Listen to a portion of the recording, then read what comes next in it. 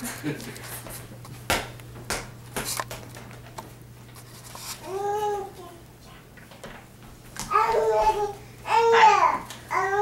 close your eyes and imagine you are relaxing in a warm, sunny place. You hear a low humming sound mixed with other strange noises.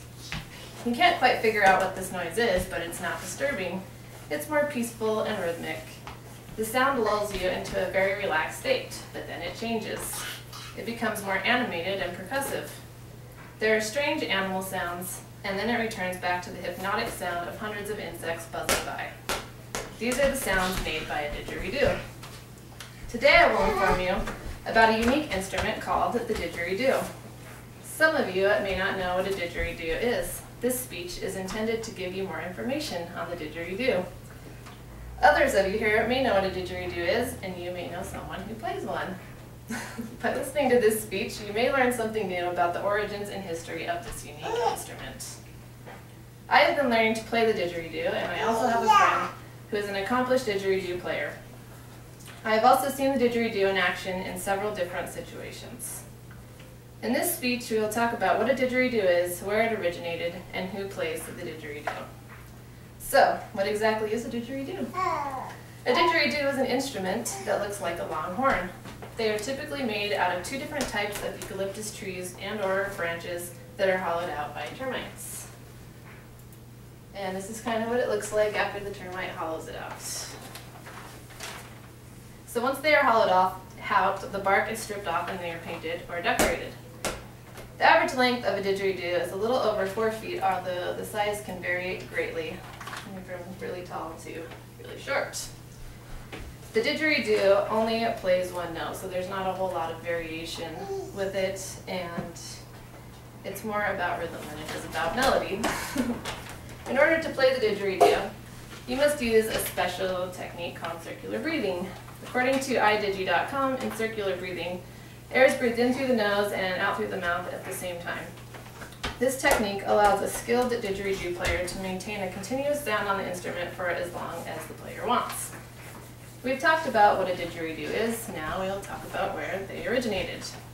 According to Digiman.com, the didgeridoo is probably the world's oldest musical instrument, originating in the world's oldest continuous culture, the indigenous peoples of Australia, also known as Aborigines. Their culture is believed to be at least 40,000 years old.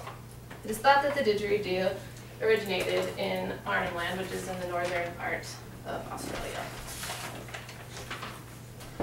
The website digeridoobreath.com mentions that it has been suggested that the didgeridoo is an adaptation of traded instruments from India and/or Asia. This is possibly why it was mainly used by the coastal tribes of northern Australia. Thank you. We have talked about what a didgeridoo is and where it originated, and now we will talk about who plays the didgeridoo. The didgeridoo is traditionally played by Aboriginal men during ceremonies as an accompaniment to chants, singers, and dancers. At one point, Aboriginal women and children were not allowed to play the didgeridoo. But today, the didgeridoo is played by people all around the world from all different walks of life. We've looked at the didgeridoo and been informed on what it is, where it came from, and who plays it. There's a great story I've heard about how the didgeridoo originated.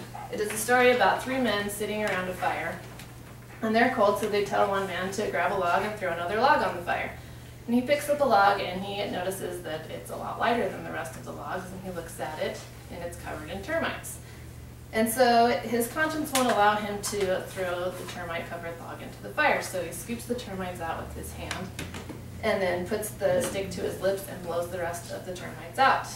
And the Aborigine people believe that that the termites became stars, and that's how the first didgeridoo was created.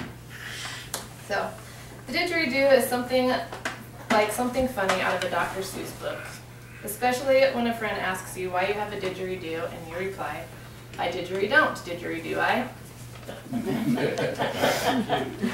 Very cute. You know, a lot of snoring doctors will recommend you play the didgeridoo because